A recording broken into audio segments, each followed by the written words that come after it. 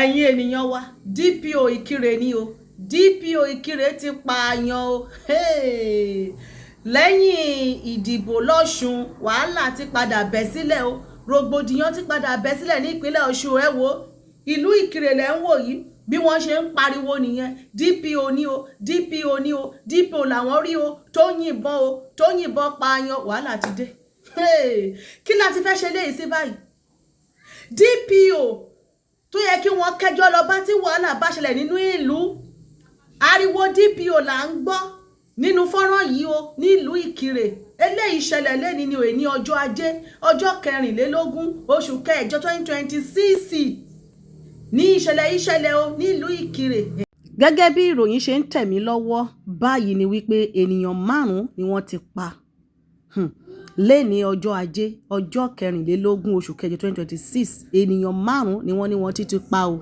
Ẹ̀wọ̀n tí wọ́n yìnbọn lù ó wà nínú Àṣàkẹ́ Telegram kẹ́ lọ wò torí mi ò lè gbé wá sí inú YouTube níbí ó wà ń bẹ̀ ojú DPO náà lẹ́ ń wò yìí àwòrán DPO náà ní òun lẹ́ ń wo ojú ẹ̀ lẹ́ ń wò yìí o lẹ́yìn ìdìbò tí wọ́n ti ń yìnbọn ń pa ará ìlú ojú DPO náà lẹ́ ń wò yìí ẹ lọ wo ìṣẹ̀lẹ̀ náà lórí Àṣàkẹ́ TV News Telegram ẹ rí lórí Telegram wa.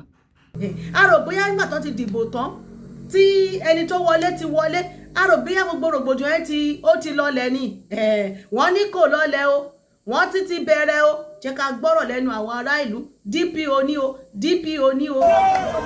DPO ni o. DPO Ìkirè ni o. DPO Ìkirè ni o.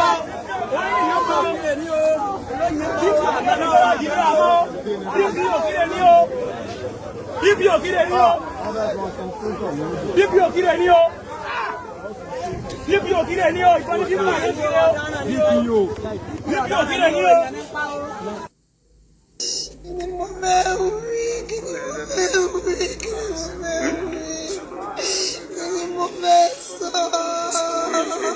Madam, báwo gangan ni ìṣẹ̀lẹ̀ yẹn ti ṣẹlẹ̀ mà? Mo ti mọ rí ni wípé mo jọ ọlọ́pàá tó jáde yìnbọn sókè níbi olóyìnbọn mọ́ kọ́ mi níwájú fọ́tò. Red bullet ni ó gbọ́ bí gíláàsì iwájú wọlé síwájú orí wọn ni ó. Sáàdì wọn gan lọkọ yín jókòó sí mà. Ẹgbẹ́ dírẹ́fà níwájú ni. Ibi agalẹ̀ ń jókòó sínú mọ́tò yẹn mà. Ẹ̀yìn wọn ni mo jókòó sí. Ẹ̀yìn wọn ni mo jókòó sí.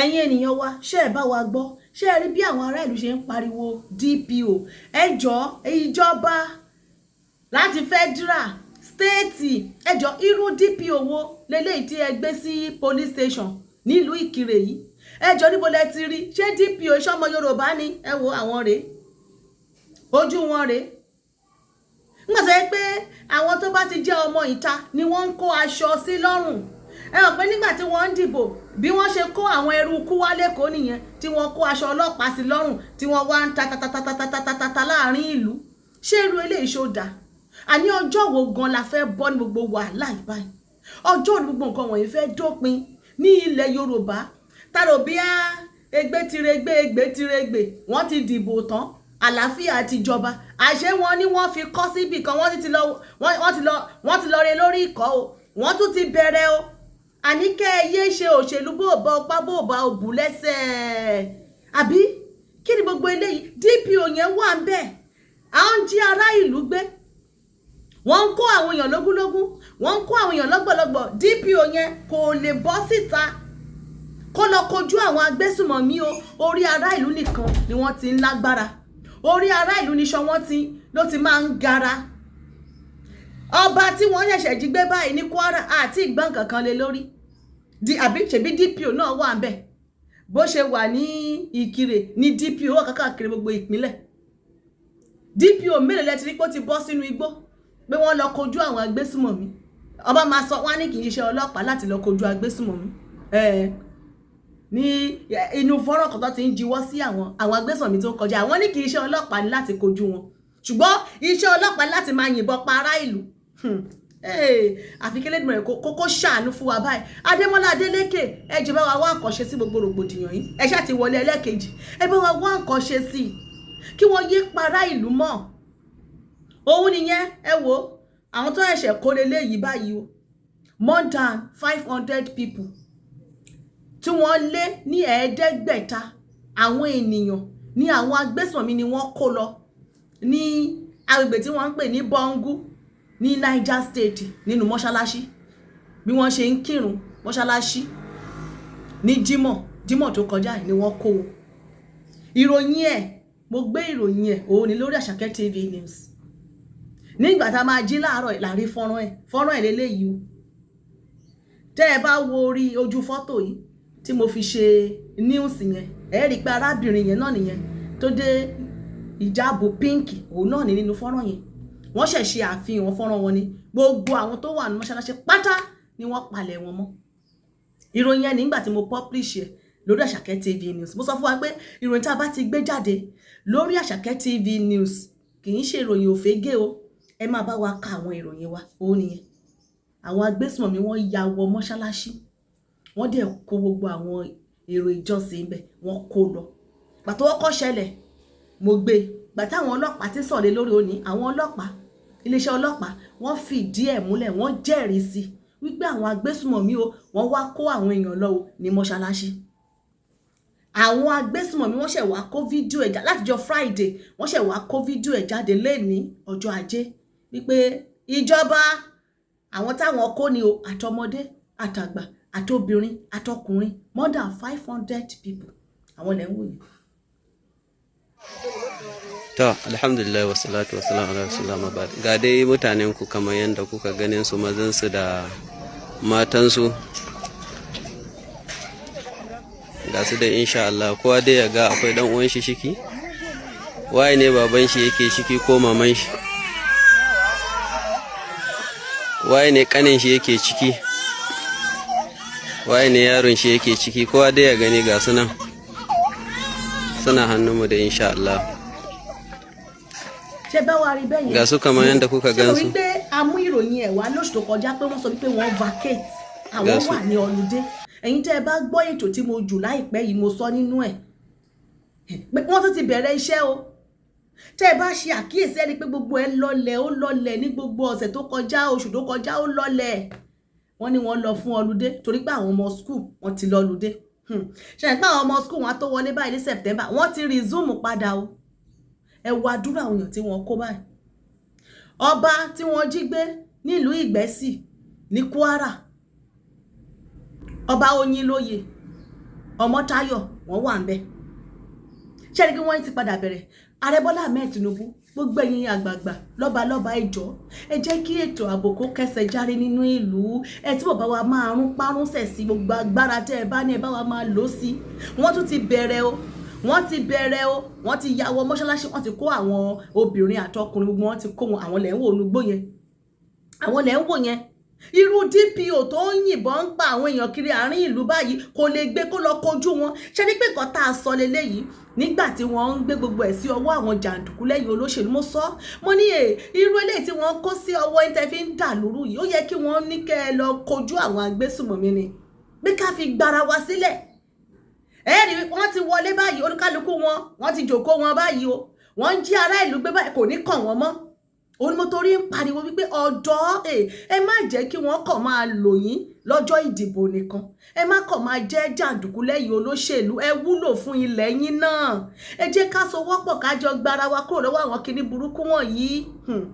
Ẹ wo ara àwọn jàǹdùkú tí wọ́n kó wá sí Ọ̀ṣun tó ń pera wọn ní ọmọ Ẹdó, ẹ wo àkóbá tí ọ̀nà burúkú nígbà tí wọn ò tí ọ̀nà tó yẹ kí wọ́n ṣe wọn ò ṣe. Ọ̀rọ̀ fògànà ọpẹ́ họlọ̀, ẹ wo bí àwọn èèyàn ṣe short. Àtàjèrè ọjà la máa ń gbàdúrà. Àwọn tí wọ́n lọ rẹja àrọ̀ tí wọ́n fi ń ṣe pẹpẹ súùpù tí wọ́n fi ń ṣe oríṣiríṣi tí wọ́n ní búkà, ẹ wo ẹja ti kú sínú ọkọ̀ nígbà tí ọ̀nà ò dáa. Láti ọjọ́ Friday ni wọ́n ní ó dọ̀pù yàn, ọ̀nà bàjẹ́, wọn ò rí bí lọ ní Ẹdó. Gbogbo ẹja tí wọ́n rà ẹ wo ti kú, òun lẹ́ ń wò yẹn, millions of naira. Àwọn tó ń ṣòwò àwọn tó ní restaurant tí wọ́n ní búkà tí wọ́n ń ṣe pẹpẹ súpù ẹja àrọ̀ tí wọ́n lọ rà gbogbo ẹ̀ ti kú látàrí Ọpẹ́họlọ. Àwọn gómìnà níbi tá a bá dé yìí, àwọn gómìnà àwọn nìṣòro ará ìlú, àwọn ni wọn ò tú ọ̀nà ṣe, àwọn ni wọn ò ṣe nǹkan tó yẹ kí wọ́n ṣe. Wọ́n ti gba owó ní federal, wọn ò lo owó síbi tó yẹ kán lo owó sí. Ẹ wo bí ọ̀nà ṣe bàjẹ́. Jẹ́ kárábìnrin yìí kó ṣe àfihàn ẹja yẹn fún wa, bí ẹja ṣe bàjẹ́ sínú ọkọ̀, ọ̀nà ò dá, mọ́tò pọ̀ rẹ̀rẹ̀ báyìí sọ́nà ni, wọn ò rí bí lọ, wọn ò rí bí gbà kọjá. Hello guys, good afternoon, good evening, good morning, depending on whenever you see this video. See guys, we are at Agbo Road and the road is very bad. As you can see, since 4 days, the road is bad. See our road. We are at Agbo Road now at Ofae Bridge. As you can see, this road is very bad. Guys, come see fish. But they're not a video me. Guys, see some money, see some fish. See fish. All of them not there. See people money, people invest here. Oh God. God oh. See fishes. All of them not there. See fishes. People money. See, because of the bad road. Please, Governor Okpebholo, come to our aid. Ẹ̀yin ènìyàn wa, ṣe bẹ́ẹ̀ ti rí. Ṣe rí àkóbá tí wọ́n fi ọ̀nà tó dá tí wọ́n fi ṣe fún ará ìlú. Àkóbá tó pọ̀ tán fi ń ṣe pọ̀ àìmọye ìjàmbá ọkọ̀ látàrí ọ̀nà tó dá. Ibi tí ọ̀nà ò ti dá náà ni àwọn agbésùnmọ̀mí ń dúró sí. Àkóbá tó tẹ̀ ń ṣe ó pọ̀. Tí wọ́n bá tú ọ̀nà ṣe ọ̀nà ajá gerege, ẹ rí i pé wọn ò ní lè máa dúró síbẹ̀ gan láti máa kọlu àwọn ènìyàn. Ṣé ti rí báyìí? Ẹlòmíì yá owó tó fi ń ṣòwò ní o, gbogbo ẹja yẹn ti kú. Ẹja àrọ̀. Àwa ní ìyàn mú. Ṣé bẹ́ẹ̀ rí pé àwọn business àwọn kọ̀ọ̀kan ló bàjẹ́ yìí báyìí látàrí ọ̀nà tó dá. Ó pọ̀ bẹ́ẹ̀ o, Ẹ̀dó Ìsàyìn ni. Ṣé rí Ọpẹ́họlọ nǹkan tí a fojú ẹ̀rí lórí ìkànnì yìí? Ó sọ wípé ọjọ́ míì a máa gbálé kó tó gbàtà. Ẹ wo Ẹ̀dó Ìsàyìn ni. Now life will finish all of us for this country. You know the road with this. Ẹ̀dó Ìsàyìn and you go carry all those Calabar boys. When they not do Ẹ̀dó lights. You go tell them there, you do Ẹ̀dó Ìsàyìn, Ẹ̀dó Ìsàyìn. Is this one shiny? Is this shiny? Is Ẹ̀dó shiny? Is Ẹ̀dó shiny? Is Ẹ̀dó shiny? Oh, Governor Emmanuel, now God will punish you. Your Calabar boy, I've been a Akwa boy. You go shop dump be finished. Come and go say, come and talk nonsense. Ẹ̀dó Ìsàyìn. Is Ẹ̀dó shiny? No. It's not shiny. They shine. I don't know they shine, but when they suffer for it, they some level bypass. It's very, very wrong. They try to do something about it. They don't shine at all. They don't shine. They don't have that place. See me here. You see people for road.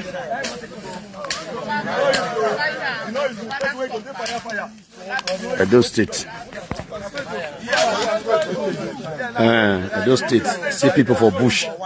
They go on road. Everywhere block.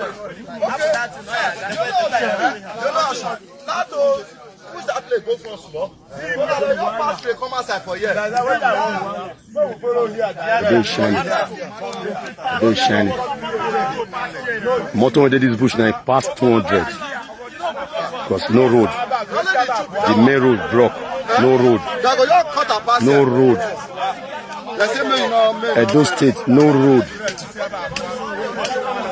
No road. Only one road when they pass the whole road. Now block so. Inside bush for Joe, now we there so.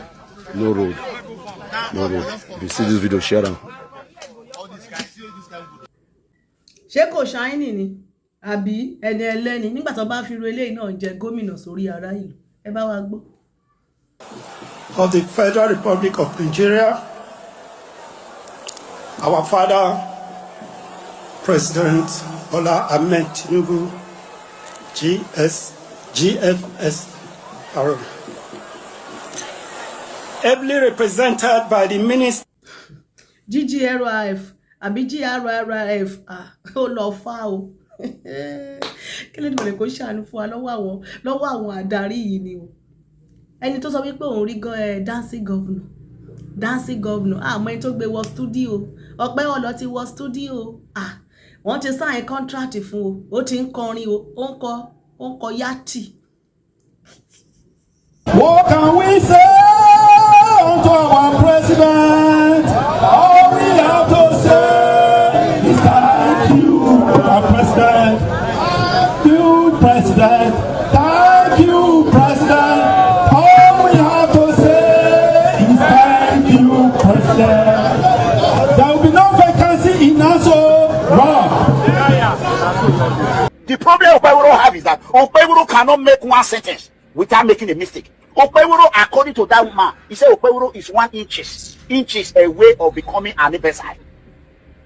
Abi, Okpebholo has what they call a brain malfunctioning, medulla deficiency, a deficit of a proper matureness of a grown man. Okpebholo brain is like a 10 years old baby brain. Okpebholo is a mumu. Okpebholo have no common sense. Senator Monday Okpebholo have no common sense. Ẹ̀yin ènìyàn wa, God no go shame us o. Ṣé rojo ayé lóde. Please kò sí nǹkan kan àtorin kíkọ o, àti ijó jíjó o, àti káte ẹ̀ sọ̀rọ̀ láwùjọ o, kò sí gbogbo ẹ̀ ló jọ mọ́ ọ̀pẹ ọ̀nà. Kò sí èyí tó mọ̀ ń ṣe. Ẹjọ́ bo ni wọ́n ti lọ rí mú wá? Níbo ni wọ́n ti lọ rí mú wá? Ẹ ó sọ pé irú eléyìí ó yẹ kó bá wọn máa ṣa pléètì ní níbi wọn bá lọ ṣe ìpàdé àwọn gómìnà. Kò lè dáná o, kó wọ́n bá ti jẹun tó kó ṣáà bá wọn palẹ̀ abọ́ mọ́.